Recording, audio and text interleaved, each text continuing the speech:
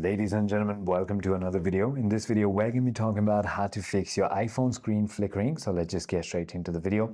The first thing you want to do is simply go ahead and force restart your iPhone. In order to do so, what you need to do is simply go ahead and tap and hold the volume up and your power button at the same time, which will take you to this screen right over here. Simply go ahead and slide to power off and then turn it back on.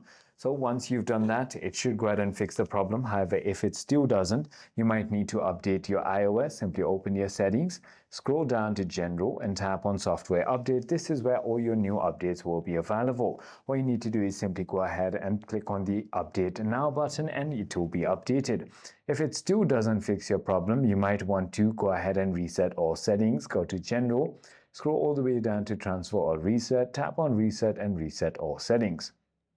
I hope this video clarifies everything for you. If you have further more queries, feel free to comment down below and I'll see you on the next one.